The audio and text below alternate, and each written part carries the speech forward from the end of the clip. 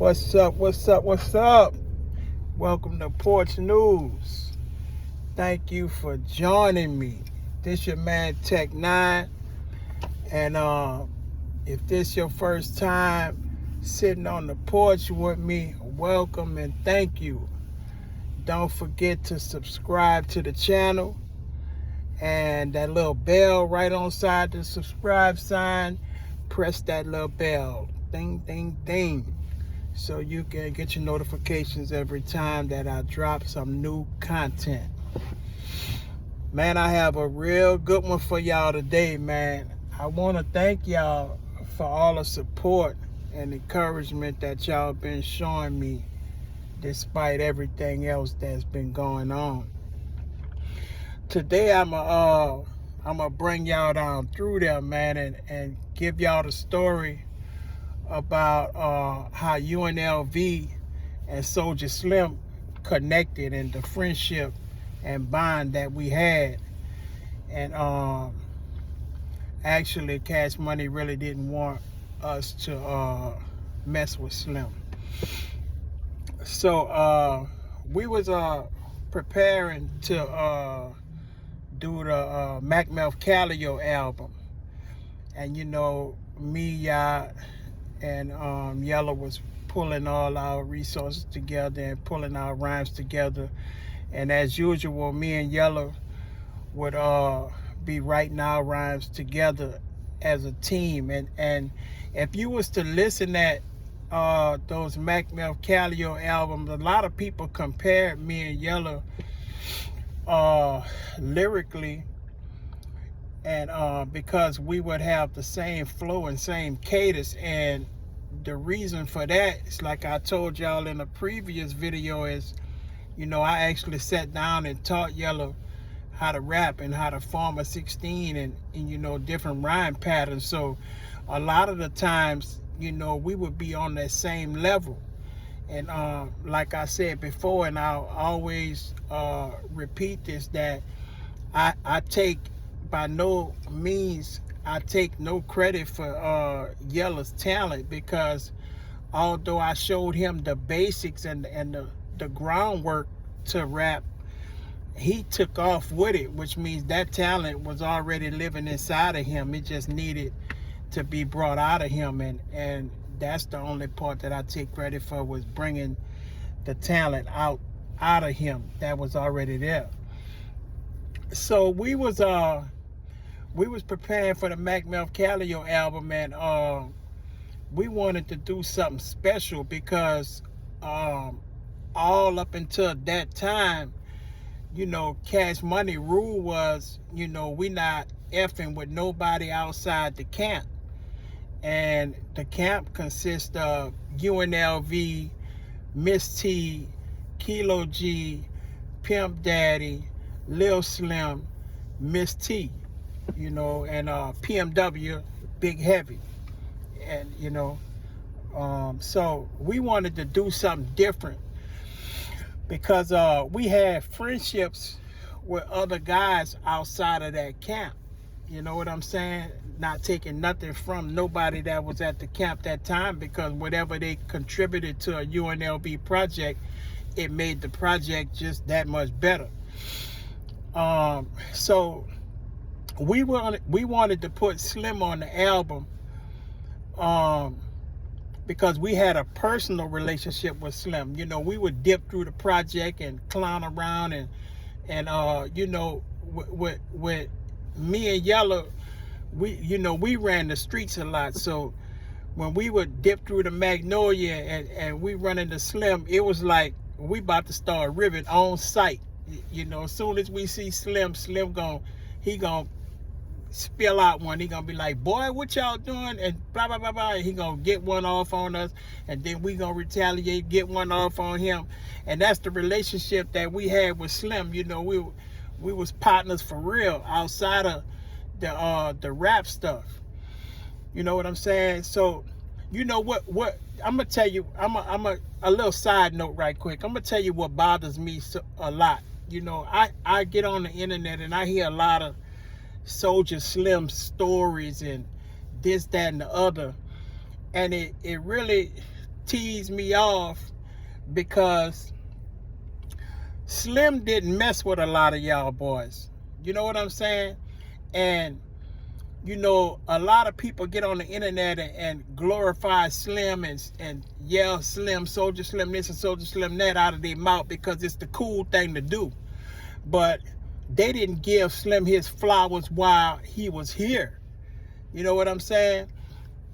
And you know, it's kind of like how with Tupac situation, you know, Nas and Jay-Z were screaming Tupac in their songs and remaking Tupac songs after he died because it was the cool thing to do, when in actuality Pac didn't F with Nas or Jay-Z. You know what I'm saying? And he made it clear that he don't F with them in his songs. You know, he went right at their necks.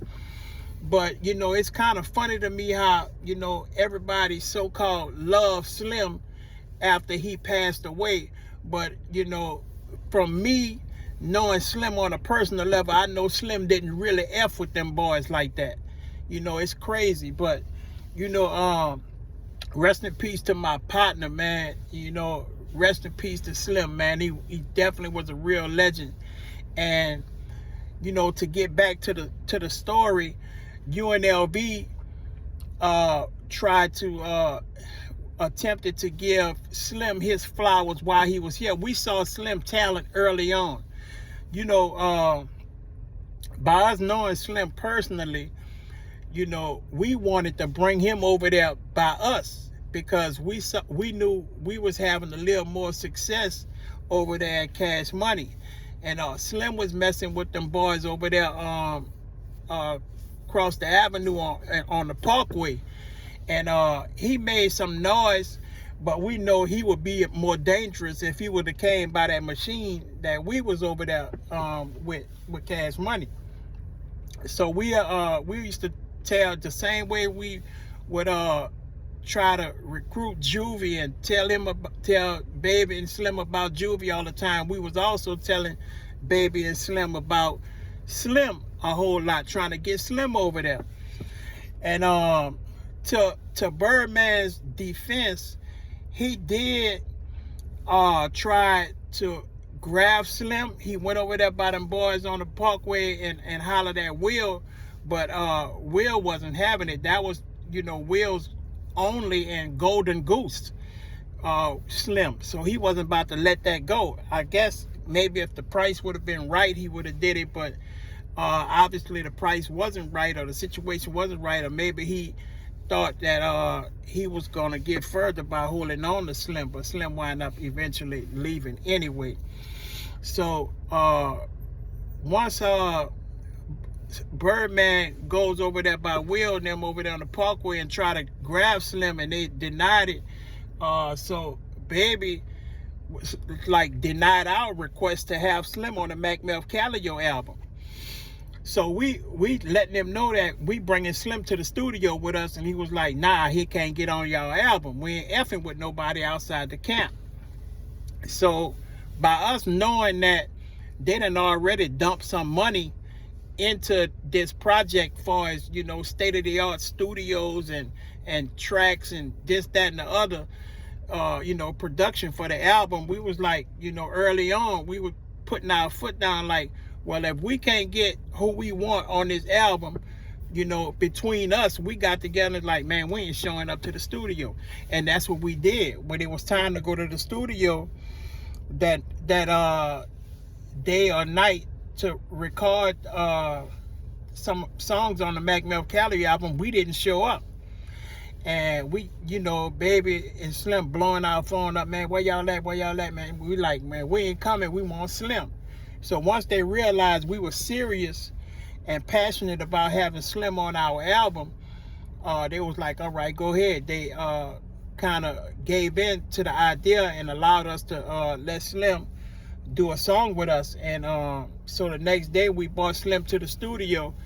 And man, when I tell you, being in the studio between Yella, myself, and Slim, man, that was like the it was actually the most fun that I ever had in the studio recording a song, because once we got there, they had food and drinks and smoke set up for us. But it took us probably 2 hours to get started on the song, because if you really know Slim as a person, you know this boy is a clown. It took us forever to get started because all he wanted to do was play in the studio all day and rib. You know, we trying to go over the song. We sitting down together trying to go over the song, and before you know it, he gonna start ribbing one of us. Yellow gonna start ribbing him. And if he trying to be serious and one of us, you know, kick off and rib him and tell him something, crack a joke on him, he gonna be like, see, y'all starting with me, huh? I was trying to chill. There he go. Once you start with Slim, he gonna go for like 20-30 minutes. You know what I'm saying? And somebody that remind me of Slim right now, like you can't start with him and then expect to stop, is my partner Logger Black. You know, Logger Black is Slim is living through Logger Black to this day, man. Logger Black is a clown, man. I love Logger Black, man. We have a special relationship, and I salute Logger Black, because that's somebody who carried Slim legacy more than anybody outside of his son, mother, and little sister. You know what I'm saying? And that's how I look at it. You know, if you're not hearing a Soulja Slim story from Lil Soulja Slim or the Project Barbie or Miss Linda or Logger Black, then, you know, it's really capped to me. You feel what I'm saying? Because that's the true diehard people that was connected to Slim. And, you know, shout out to the real one, and rest in peace, Trinity. You know what I'm saying? Those are the real people that represented Cutthroat Committee. You feel what I'm saying? When Slim died, you know, you're gonna see Logger Black flying up Washington Avenue, up and down Magnolia in the Cutthroat Committee truck, representing Slim, like Slim was riding on the passenger side with him. You know what I'm saying? That's one person ain't gonna never let Slim legacy die. Logger Black. Free my dog Logger Black, man. Logger Black, if you see this, I love you, bro, and I hope everything going right for you and go your way. So we in the studio, and we finally stop all the joking and ribbing, and we get down to the get down. You know what I'm saying? And we came up with Come Up Move, and we connected like we've been writing raps with each other, and it was supposed to be like that for years, man. If you know that come up move is that nigga getting stuck. It's all about coming up. Now everybody know that I'm a fool that's on the come up move. Slim connected with us and gelled with us on that song as if he was a part of UNLV. That's how great our connection was, man. And that became one of the songs that was stamped Uptown. You know, everybody loved that Come Up Move off the Mac Meth Callio album. You know, I think far as songs on the Mac Meth Callio album, we had the actual song Mac Meth Callio, and then next right after that was Come Up Move. You know, it was the song, it was the anthem for the streets. You know, Slim had the stamp in the Magnolia, and we had the stamp really Uptown. And why I say that we had a stamp Uptown, because UNLV really had a pass in every project that was Uptown. You know what I'm saying? In the St. Thomas, Yellow cousin was a respected name in the St. Thomas. Lil Pint, rest in peace, Pint, Lil Purnell. So we would go through the St. Thomas, and we lock in with Purnell, and we good. Ain't nothing. Nobody gonna try nothing with us, and nobody won't see nothing try with us, because they know Lil Purnell, he was about that. Yeah, you feel what I'm saying?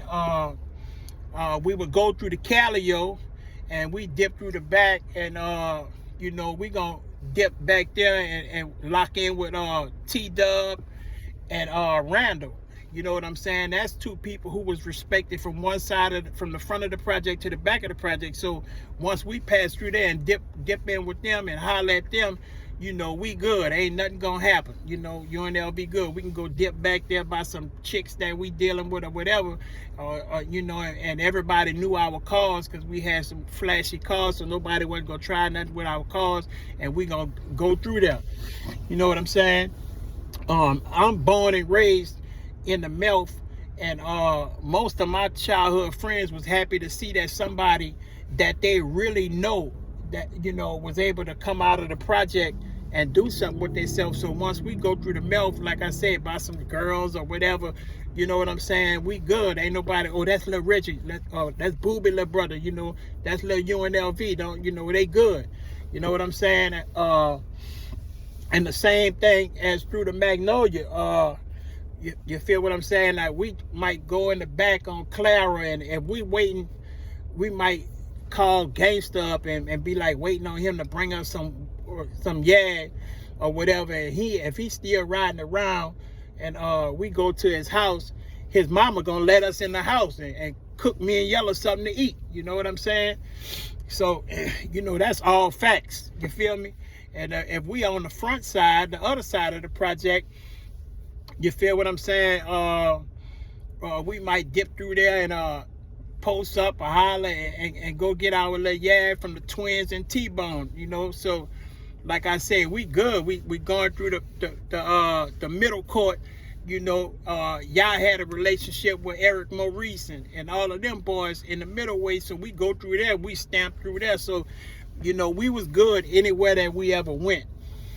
And like I said, once we recorded the Mac Mel Calio album and got Slim on the album, that became one of our greater songs that was on the album.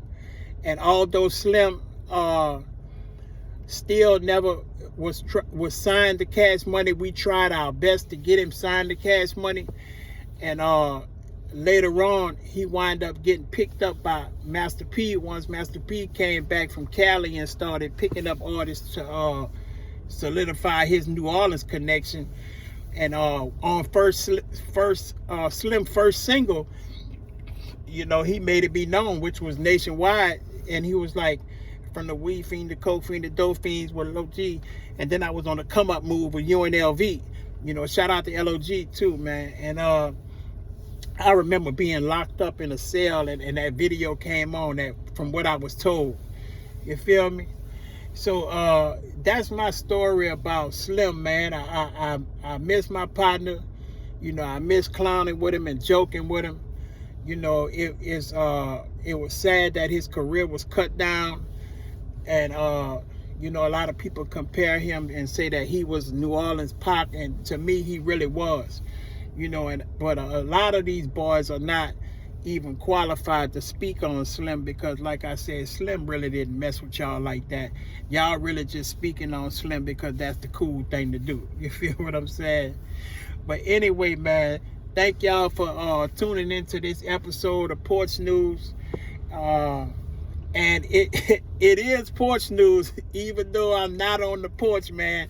Y'all gotta open y'all mind and exaggerate with me a little bit, man. Porch news is a metaphor, man. It's, you know, I call it porch news because this is the conversations that you and your homies would sit outside on the porch and have, you know, while y'all smoking and drinking and doing whatever. You know, porch news, it's like, you know, this is the conversations you might have, like who we was humping last night, or who we trying to hump, or what we did last week or last night, or what we plan to do this weekend, you know. So that's what I bring you when I bring you porch news. So, you know, it don't matter if I'm on the porch, you know, in the car, in the house, or whatever. It's still porch news, man. I love y'all and I appreciate y'all. Like I said, don't forget to subscribe to the channel. The videos are coming. I'm just trying to strategically drop them the way that my people are telling me to drop them. You know what I'm saying? So if you don't if you don't have a team that's advising you and guiding you and helping you to get to the next level, then you have the wrong team. And press the like button, press the subscribe button, and I'll be back, baby. Yeah.